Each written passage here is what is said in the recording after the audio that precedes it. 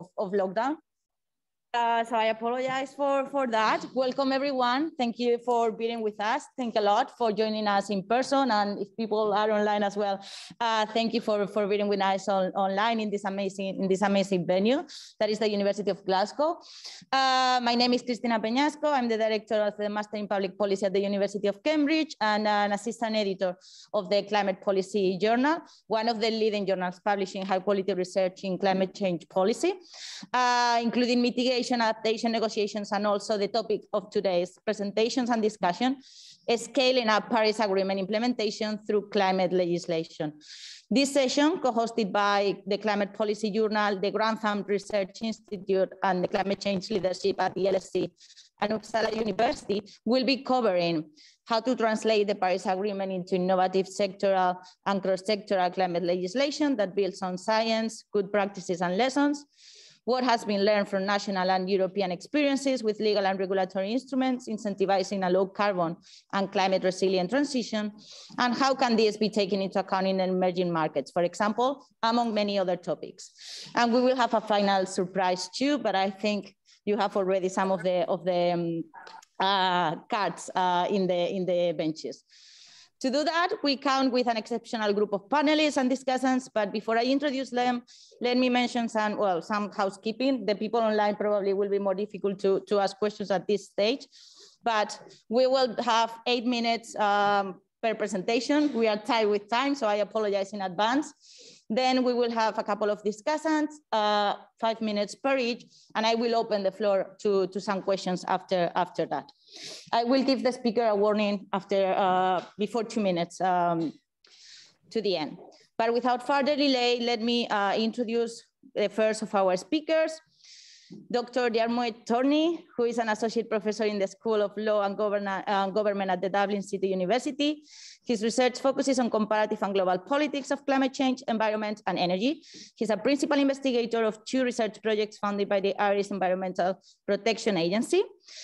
He has been a prolific author, publishing in world-class journals and several books like European Climate Leadership in Question, Policies Toward China and India.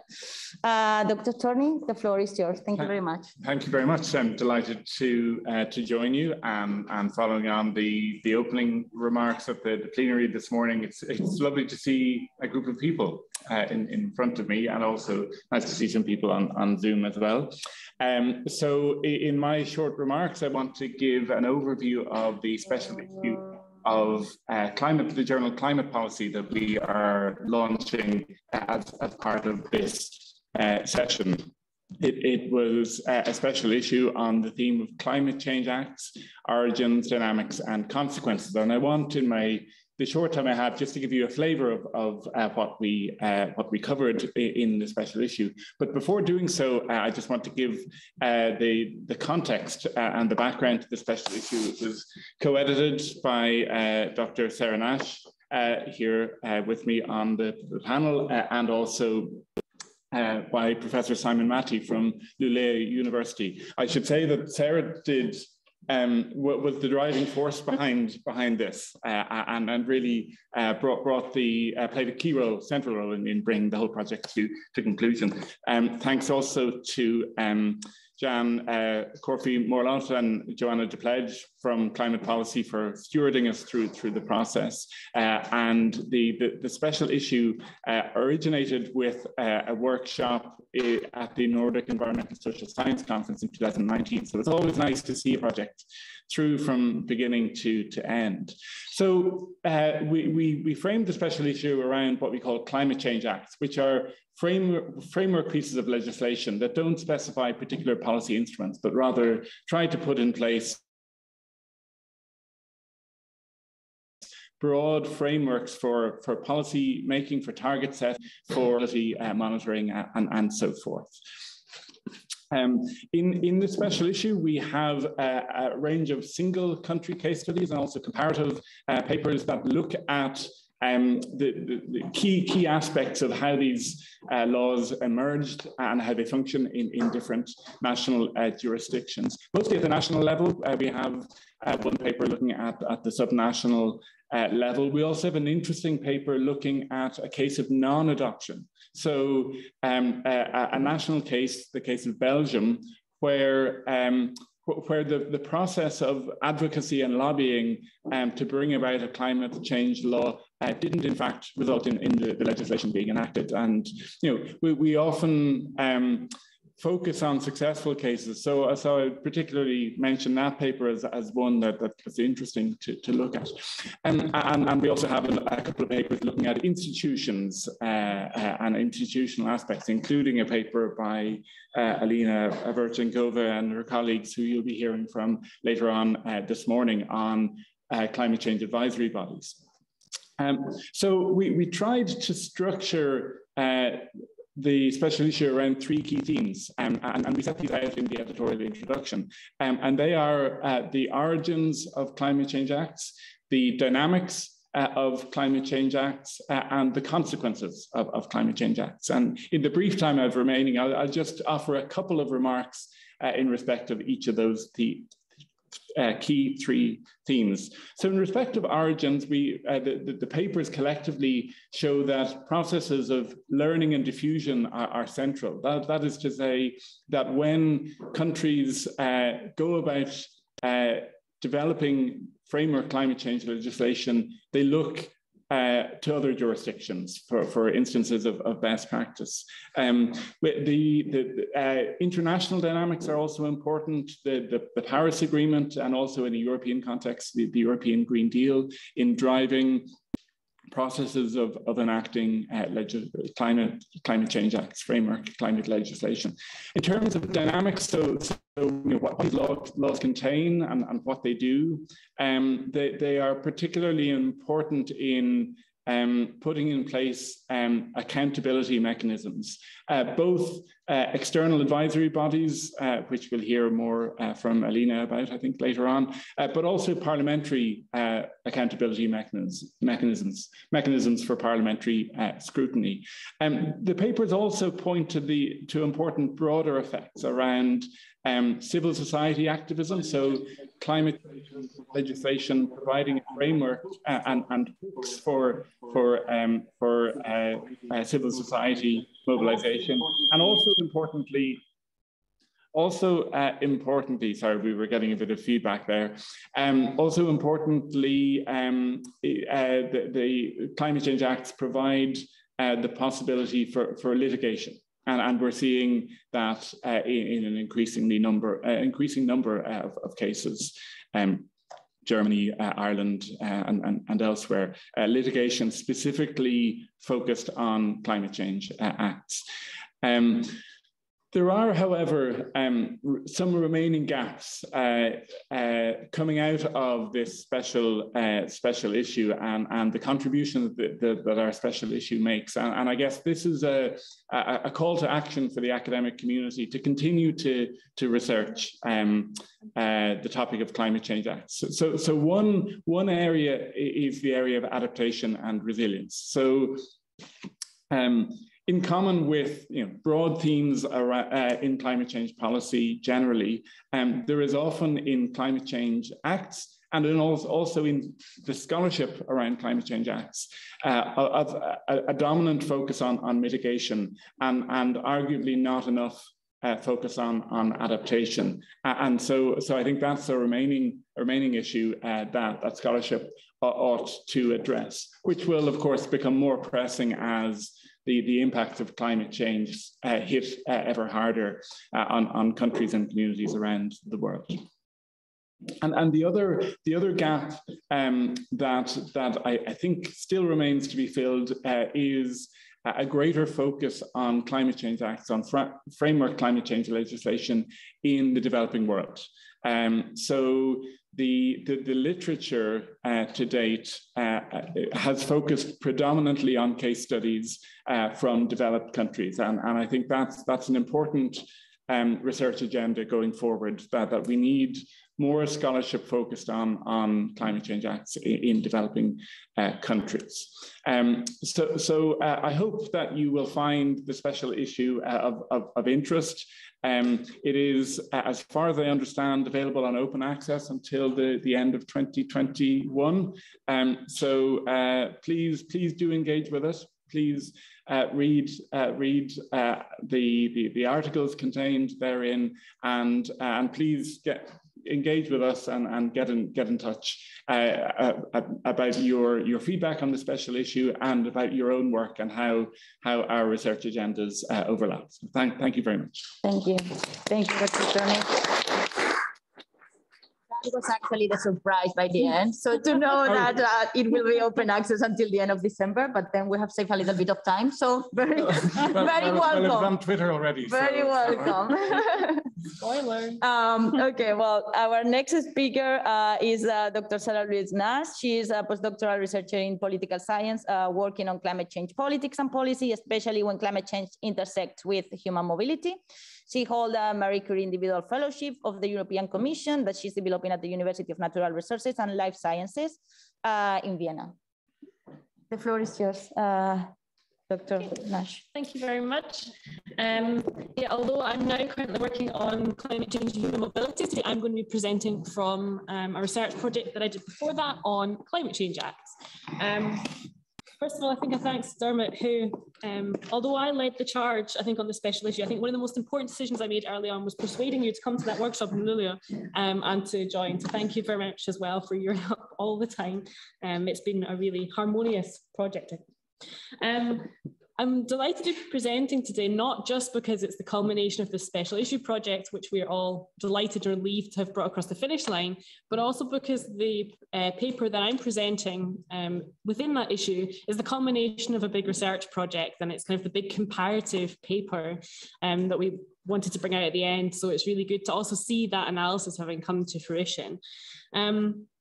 As part of a study that took place between November 2017 and February 2020, a comparative project looking at the emergence, or in our parlance from the special issue, origins of climate change acts in Europe.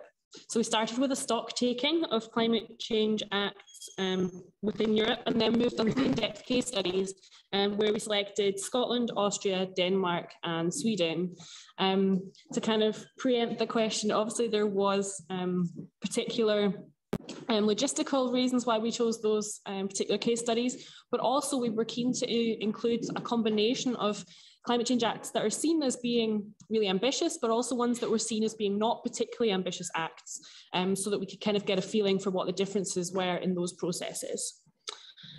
So we were interested in, what motivated these acts, what was the reasoning behind them even being introduced, what factors impacted the content of these acts, right? But also what happens during the political and policy processes of passing these acts.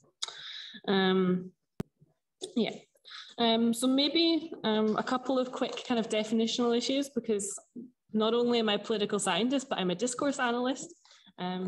And we've just been signed out of Zoom, but I will keep going and hope that people can still hear me. So in my paper, we are looking at how discourse around climate change, but also deliberative processes within parliaments impacted the content of climate change acts, in particular, how ambitious these acts could be. And we focused on these two factors actually because interview partners told me this was important.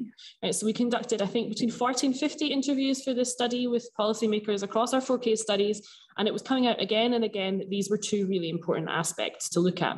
So that's why we kind of focused the comparative study on this.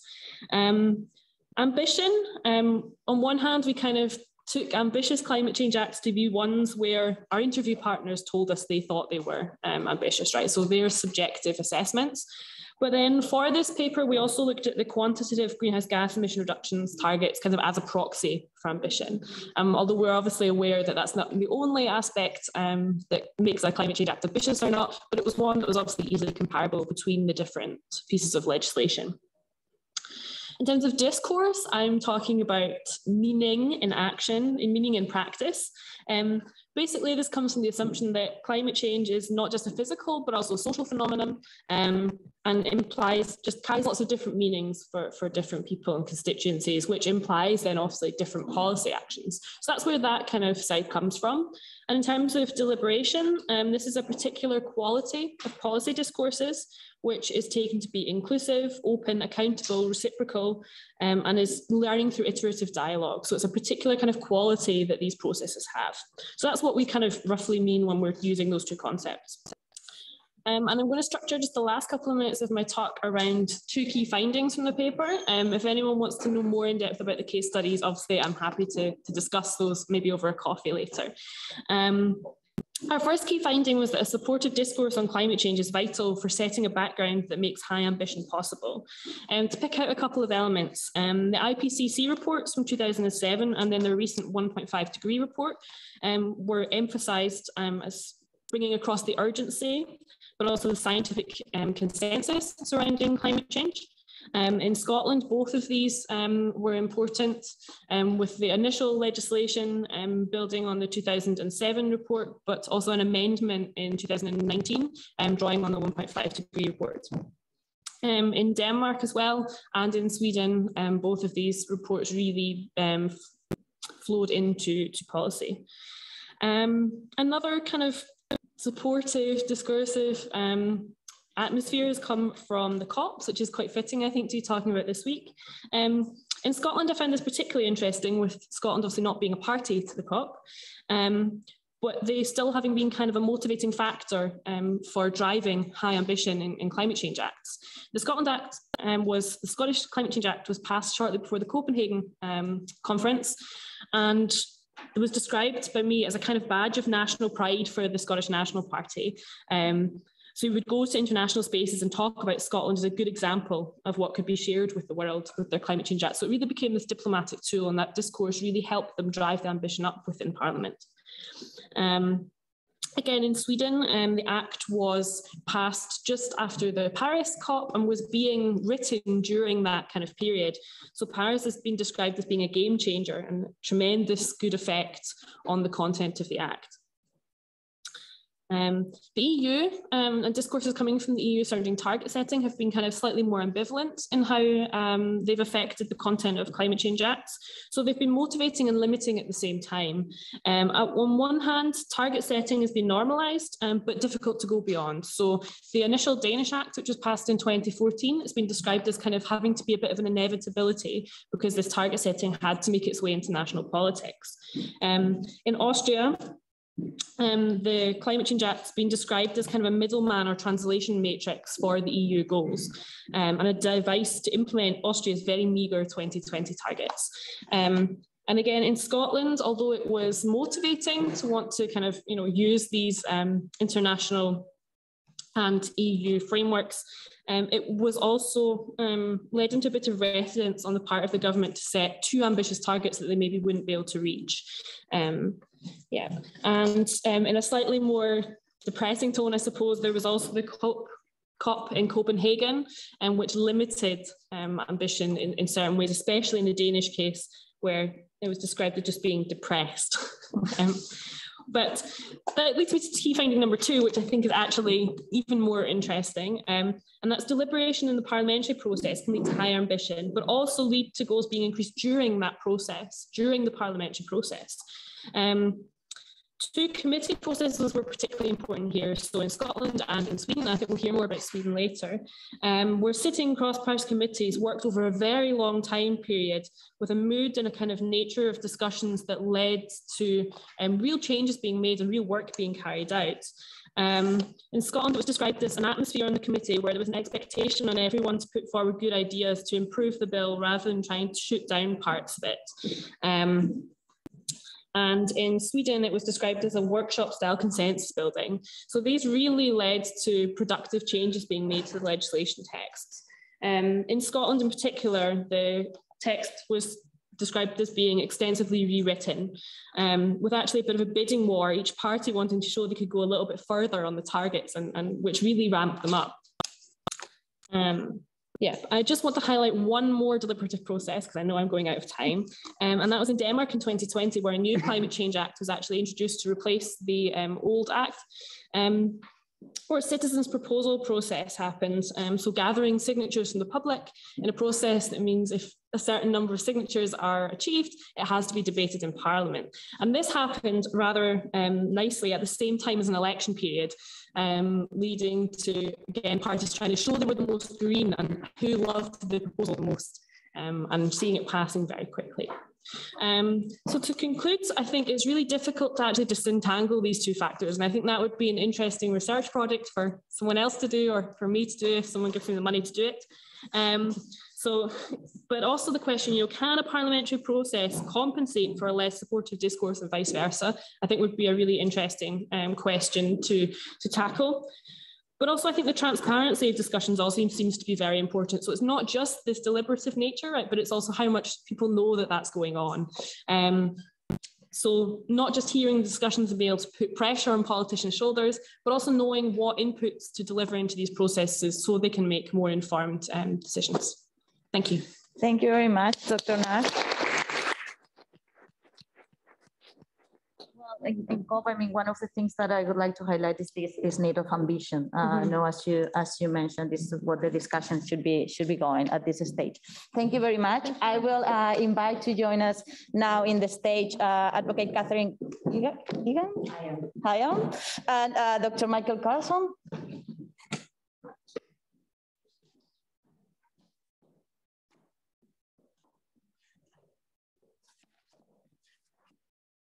Catherine is currently, currently a policy analyst at the Grantham Research Institute at LSE on climate change and environment. And she is a people and project manager with extensive experience in the nonprofit sector and very passionate about environmental rights and climate change. So Catherine, the floor is yours. Great, thank you very much, Christina, and thank you all for being here and to the organisers for having us to present this paper.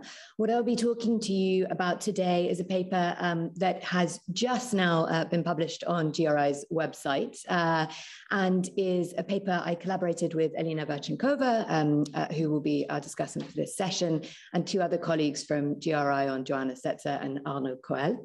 And in this paper, we look in a little bit more detail about one of the issues that Dermot was discussing earlier, accountability mechanisms in climate change framework laws, and how we can understand the framework, the existing stock of framework laws and the accountability mechanisms within it.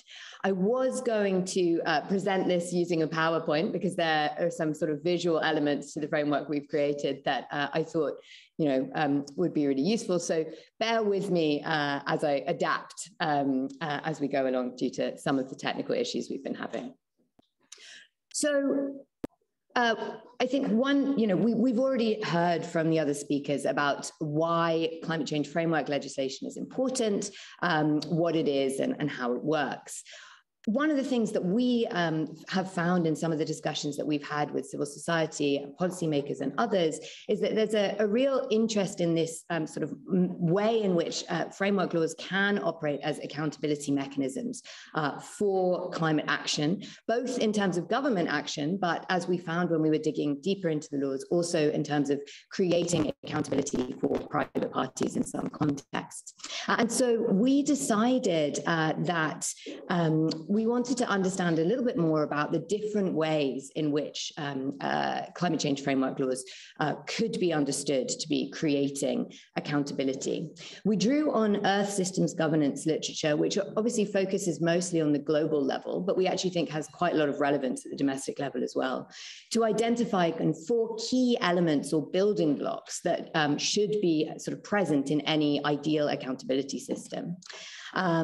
This goes beyond kind of looking at whether or not framework laws can facilitate judicial enforcement of legal obligations created within them, but also kind of looks at different types of relationships and different types of accountability that could be created, things like transparency, monitoring reporting systems, parliamentary oversight.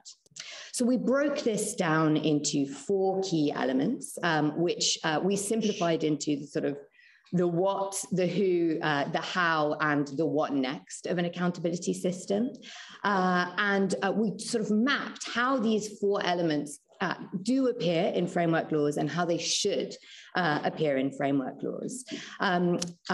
I can't show you the sort of full framework here. Do check out the paper for that. But to take you through an example that some of you might be familiar with, one of the acts that we looked at for the paper was the UK Climate Change Act from 2008. And one of the obligations imposed on the government by that act is the obligation to meet net zero emissions by 2050. And sitting behind that target, you have a series of 5-yearly carbon budgets set 12 years in advance. And the act actually contains multiple accountability mechanisms around this particular obligation. Some of those are explicit and some of them are more implicit, or at least elements of them are more implicit in the way that the act is designed.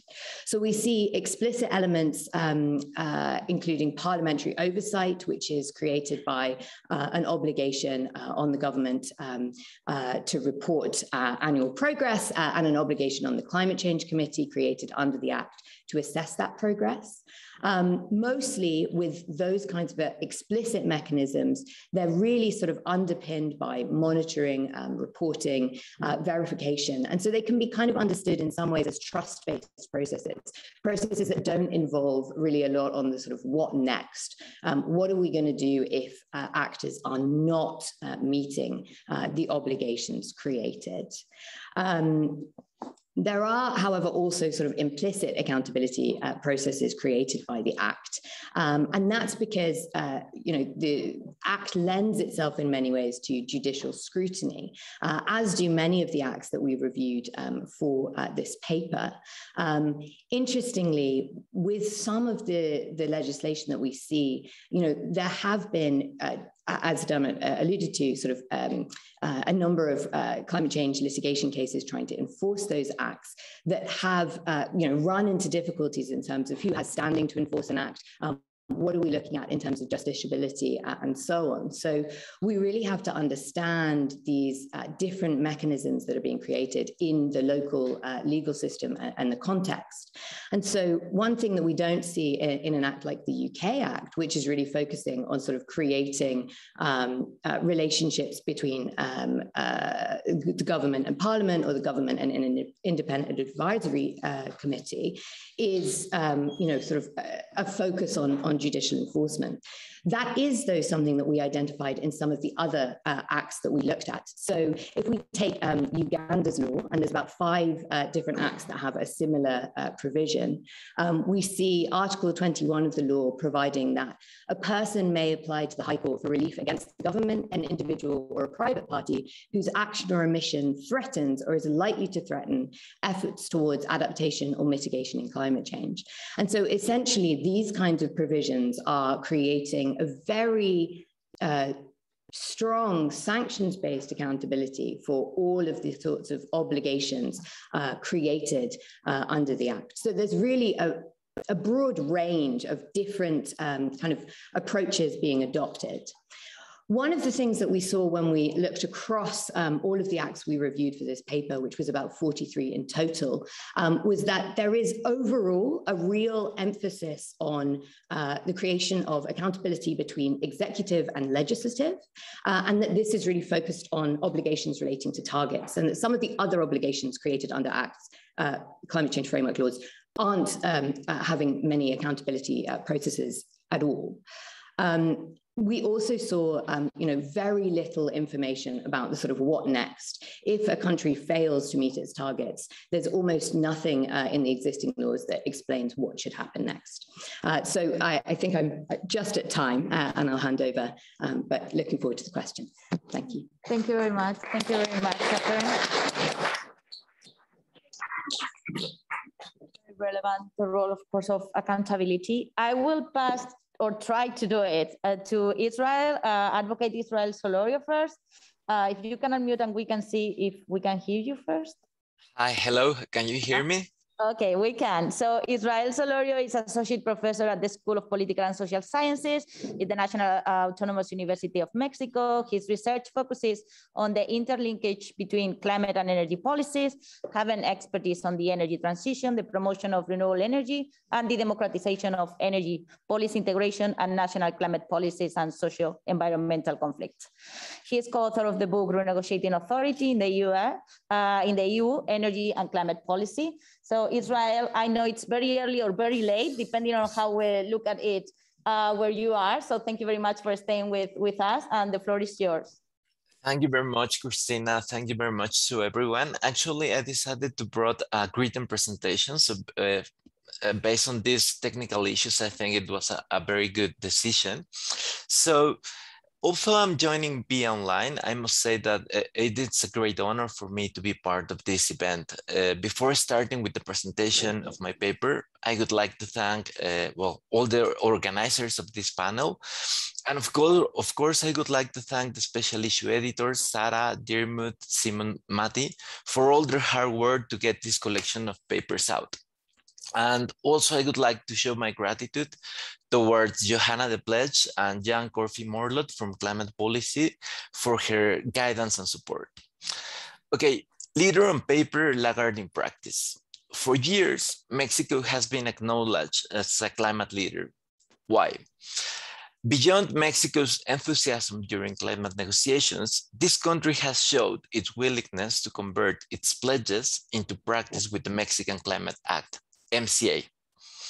Adopted in 2012, this Climate Act was one of the first globally, characterized by a comprehensive approach. It included progressive targets for greenhouse gas emission reduction, public policy planning instruments for the short, medium, and long term, an innovative institutional structure in charge of formulating and implementing national climate policy, with the Interministerial Commission on Climate Change, SIC, promoting horizontal integration between the relevant sectors of the federal government and the National System on Climate Change, SINAC, in charge of vertical integration.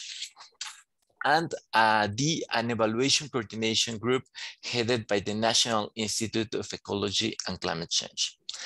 Despite all this, Mexico arrives at this COP rated by Climate Action Tracker as a country with highly insufficient efforts to reach its climate goals. And the question is, how is this possible? While many explanations can be put on the table, this paper proposes a political institutional approach to climate policy integration, employing also instruments from the climate leadership literature. In brief, despite of the spirit of the law and that on paper Mexico has acted as a climate leader, in practice it has under-delivered. And this has been because of the problems encountered in integrating the different sectors and levels of government into the national climate policy.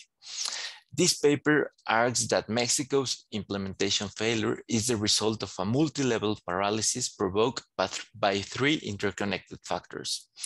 One, weakness of the Mexican federal system, characterized by the persistence of authoritarian institutional arrangements, the lack of professionalization of public bureaucracies at lower levels of government, and the persistence of a centralized view of the policy process. Ambiguities in the MC mandates that impede horizontal coordination, policy development, and implementation. And three, an uneven leadership in Mexican climate policy that generates a discord between the promises made abroad and actual capacities for domestic implementation. The policy recommendations of this paper are straightforward. Greater interaction and policy integration is needed, working across all the actors involved, vertically and horizontally. And there is a need to reform the functioning and mandates of both the SIC and the SINAC. However, the main problem is that under this administration headed by President Andrés Manuel López Obrador, the once innovative climate legislation that Mexico used to brag about has simply been forgotten.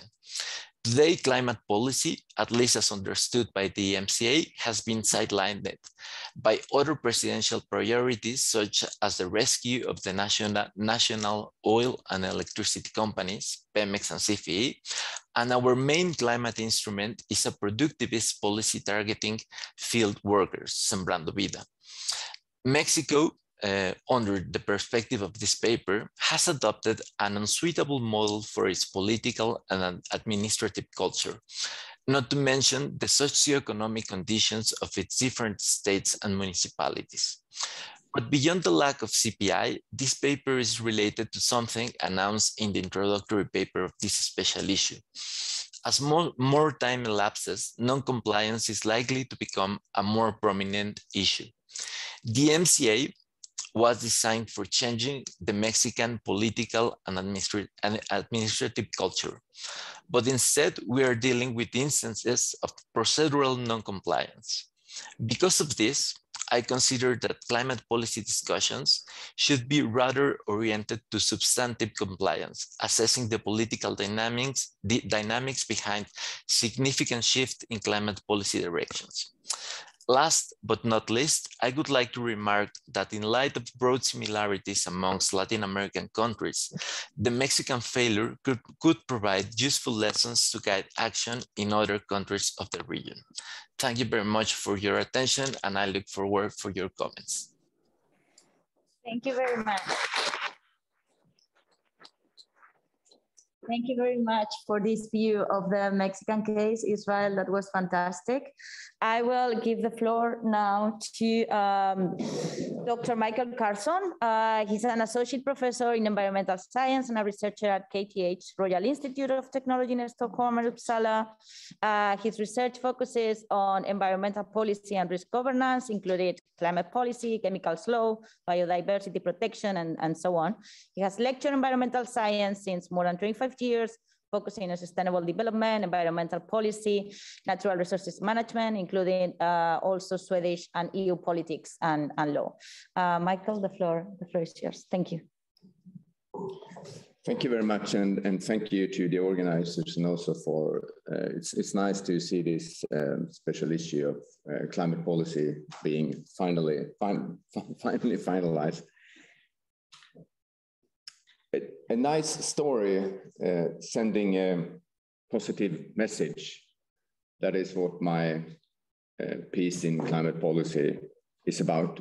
It's about how political parties and politicians who have been fighting each other on a daily basis in a very contested political landscape, in a contested debate, came together and agreed on the by then most ambitious climate policy target, the most ambitious goal in the world, net zero emissions by 2045, meaning minus 85% emission reductions from 1990. It is also a story about how a well-designed policy process that enabled learning, even in this conflictual political landscape, can generate consensus around not the smallest, as people usually say, but the largest common denominator in terms of policy. It's also about how science and facts can counteract the myths that quite often are associated with climate policy development, that we see in debates all the time about impact, negative impact on growth, high costs of policy measures, and in the Swedish case as well, that a Climate Framework Act would not be compatible with the Swedish constitution. So the target of this study is the Swedish Climate Policy Act, the Swedish Climate Policy Framework, and the Climate Policy Council. The proposal was prepared by a parliamentary committee where all the, as I call them, democratic parties participated. The non-democratic party in the parliament didn't participate. And the task was to develop a climate policy framework with a goal for 2050 to explore a climate policy council and investigate a potential framework act as well.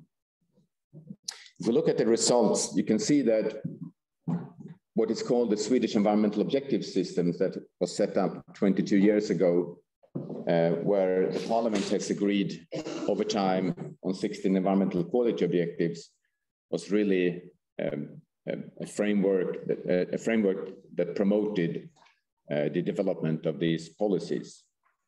The learning process, the negotiations within the committee, in spite of the fact that the parliamentarians that were in the committee discussed in a very constructive manner within the room, 1 hour later or 1 hour before, were in fierce debate in the same parliament about climate policy.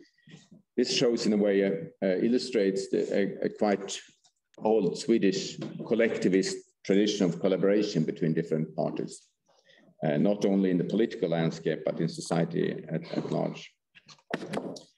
The study also shows that there is a clear policy diffusion. This committee went to the UK, met a number of politicians, in particular from the right-wing side of the spectrum, who said that, well, the UK Climate Change Act is good for business. So a number of those arguments or the worry associated with potential high costs of new targets and framework law were dismantled or at least counteracted by such statements. It's also clear that the Paris Agreement was important for change the target year from 2050 to 2045. The committee went to Paris and were there during the negotiations, and the impression that the negotiations and the outcome of that meeting made on them was very strong.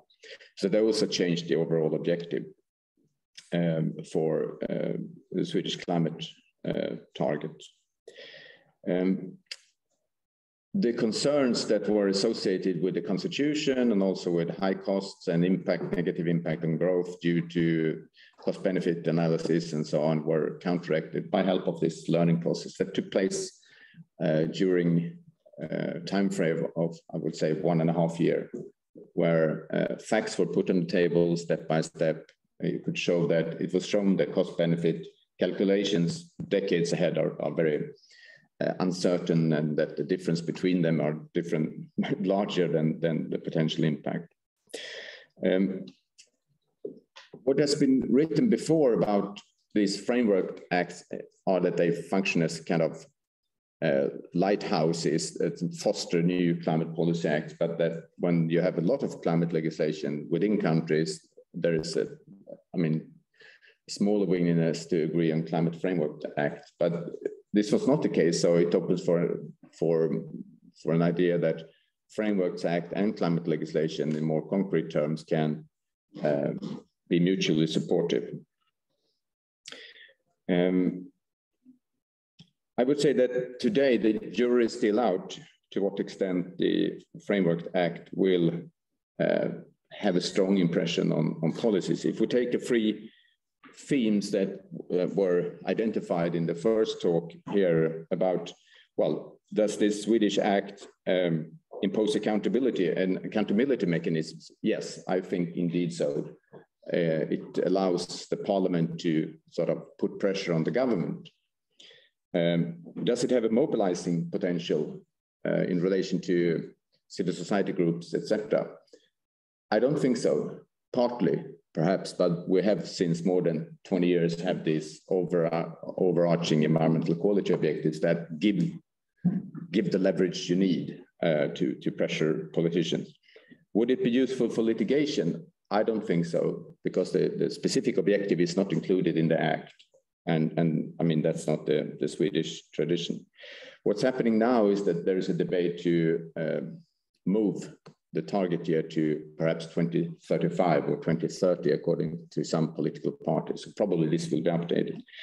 But to just finalize the link with what I started with, that this is a nice story sending a positive message in troublesome times. There is, again today in Sweden, 1 year before the next parliamentary election, a very contested debate about climate policy, once again. But the experiences from this process previously are a bit, I would say, comforting that policymakers can actually come together and learn from facts and science and experiences in other countries and achieve what was not considered possible before. I think that also sends a message to us here when we witness what's happening in the COP negotiations. So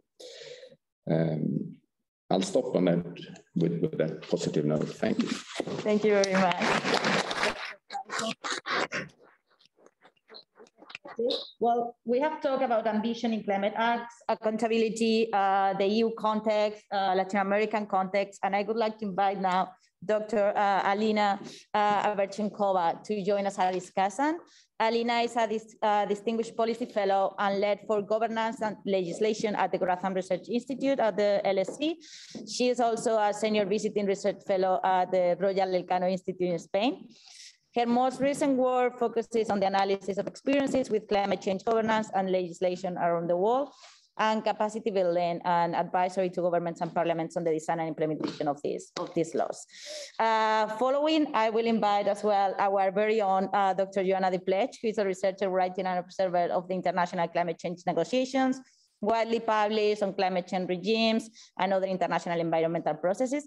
And of course, she served as an editor of the Climate Policy Journal from 2017 to 2020 to give us their highlights from the session today. Alina, the floor is yours. Thank you, Christina. Good afternoon, everyone. Well, we had a really rich discussion, lots of topics covered. I'm just going to highlight a few. So as of today, if we look around the world, we have about 2,400 climate laws and policies as recorded in a database that Grantham Research Institute maintains. If we only focus on legislative instruments, the ones adopted by national parliament and national assemblies, there are about 900 such instruments. And I think today we mainly focused on strategic pieces of legislation, which are around 40 around the world, the flagship Climate Change Act. Why does it matter, this conversation we're having today? Well, I think at the critical stage of implementation of the Paris Agreement, when we really need to raise the ambition and deliver on it, it is widely recognized that climate change acts at the national level is the primary instrument that allows to translate international commitments into legally binding promises.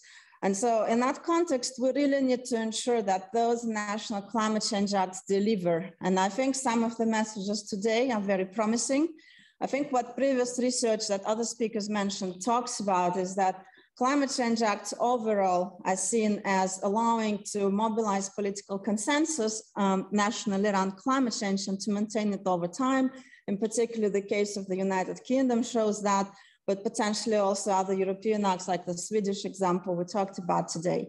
But there are also some worrisome examples, as the Mexican case presented earlier by Israel. Can actually climate change act ensure against backsliding, protect national climate policy against backsliding?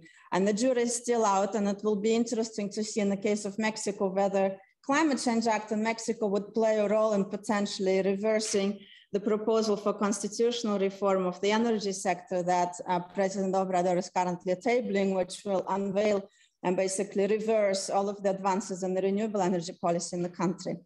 However, climate change acts also deliver emission reductions. And there is a study by Shaikh and Van Hauser published in Nature earlier this year, which quantifies some of the emission reductions from framework climate change laws. So do check this out if you haven't seen it yet.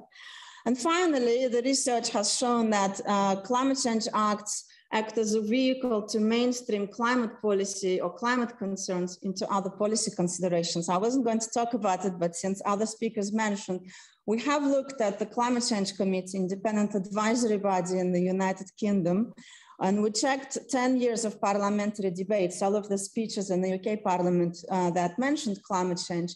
And what we found is that the information produced by the independent advisory body on climate change in the UK was mentioned not only in the sittings of Parliament related to climate change, but in 40% of all sittings that tackled energy issues. In about 30% of sittings that tackled water issues, infrastructure issues, even Brexit. So that example really shows you how having legislation and institutions that sit to deliver on that climate legislation can actually help ensure climate policy is integrated across. But I think that the paper presented by Catherine highlights that there are worrisome issues. What we're finding is that climate change acts are quite weak on accountability. And I think that is an area to focus going forward. How can we ensure that the accountability mechanisms associated with climate legislation are stronger? And I think other speakers also offered important points on how we can improve the effectiveness of climate change acts. Firstly, strengthen the parliaments, the capacity of national parliaments, capacity building, awareness building of parliamentarians on climate change, sharing, generating best practices and sharing that knowledge internationally, learning both from success and failure is critical, and generating more information about emerging markets, as Dermot noted earlier. And I think there are wonderful examples to focus on: the Kenya's Climate Change Act, Uganda's Climate Change Act.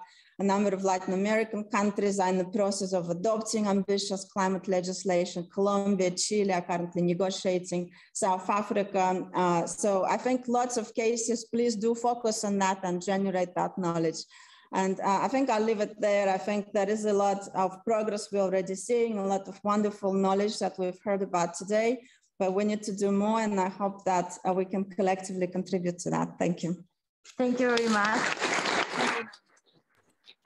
Such a wonderful wrap-up. Dr. Joanna De Pledge, the floor is yours, and thank you very much for being with us. Let's try if we can hear you. Thank you very much, Christina. Can you hear me? Yes, perfectly. Yeah, so greetings to everyone from Cambridge. I'd just like to echo how pleased I am to see this special issue published. I remember the initial discussions with Diarmaid and Sarah about this issue in March 2020, so it's great to see it coming to fruition. It's been a very rich discussion today. I don't want to take up too much time, but let me just put forward some insights that I've had as I've been listening to these fantastic interventions. So a really important theme today has been learning and diffusion. That's very clear. But I think we have to remember that before learning, before diffusion, comes policy innovation, leadership, and courage. So the case of climate change acts really shows the important role of front-runner countries, front-runner jurisdictions. Of course, the UK with its Climate Change Act of 2008, which almost everyone has mentioned as providing inspiration.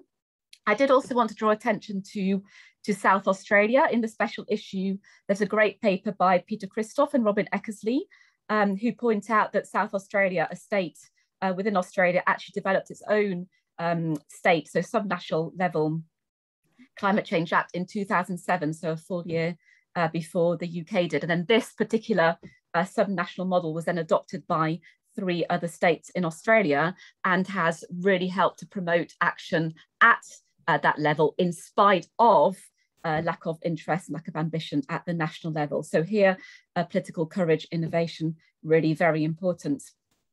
I'm particularly interested in the importance and interplay with a multilateral legal framework. And many of you have mentioned the Paris Agreement, how that is promoting a new wave of climate legislation and climate change acts. I feel compelled to mention that the response to climate change didn't actually start with the Paris Agreement. Before that, we had the Kyoto Protocol, which with its legally binding targets in '97 was very much the first trigger for all this legislation. And climate policy, we published a paper in 2016 by Sam Fankhauser and colleagues from LSE, which showed how in '97, just before the adoption of the Kyoto Protocol, there were only about 40 climate change laws in place in major economies, with this rising to over 500 by the time of the end of the first commitment period of the Kyoto Protocol in 2013. And there's another seminal paper in climate policy from 2018 by Gabriela Jacobuto et al., who show how by 2017, over 75% of the world's population was covered by this legislation. And these climate laws really matter. I'm really glad that, that Alina, that you mentioned this. The paper by Fankhauser and Iskander in Nature Climate Change is another by Navros Dubash, that really quantify significant emission reductions as a result of these climate laws. And just as a sneak preview, Climate Policy will soon be publishing another paper by Lam et al., which again seeks to quantify emission reductions, partly attributing these to climate laws. There's accumulating evidence of the importance of these legal frameworks. So looking forward to further scholarship, I'd like to emphasize what Diarmaid, Alina, others have said. We really need to know more about cases in the Global South. This is really, really important. I think Catherine and Alina, you both mentioned over 40 cases around the world. And Alina, you mentioned some in Africa and elsewhere. I'd really, really like to know more about this.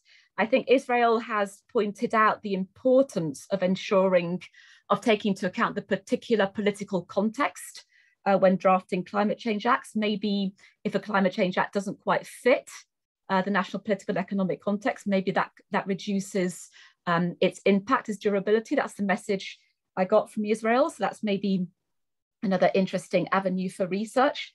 And certainly as climate change acts mature, we need to investigate their durability, their stickiness, cases where maybe the acts have been challenged, maybe where, and others where they've actually managed to insulate climate change policy from changes in government. So here, well, Israel's example was maybe slightly worrying. It's possible, as Alina suggested, that the existence of the Climate Change Act may help to resuscitate climate policy later on. Another paper in the special issue on New Zealand also points to a case of backtracking by the government despite the Climate Change Act there. So it's worth looking at that one. And obviously there's the case of Belgium, where the Climate Change Act never really came to fruition, although it did promote a debate in that country. So there's certainly a lot more opportunity here for extra scholarship, extra research, and this research really does matter. And I hope I'm not preempting Christina by encouraging all of you, when you write these great papers that are so important, that you consider submitting them to Climate Policy. Thank you very much. Thank you very much, Anna. Thank you very much, and thank you very much for the remarks on leadership and courage and all that, because this is what we actually need these days.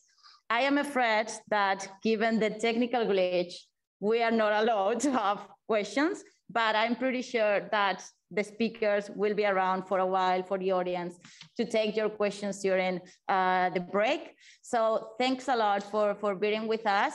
Remember that you have found these wonderful flyers on your benches, so you can access to the climate policy special issue in Climate Change Act, Origins, Dynamics, and Consequences. And this will be open access until the end of the year. So let me thank you, the editors, the authors, for the wonderful work they've done. The people online, thank you for being with us as well, given the circumstances. And I'm very sorry we couldn't take questions from the audience or for the floor. Thank you very much, and enjoy the rest of the day.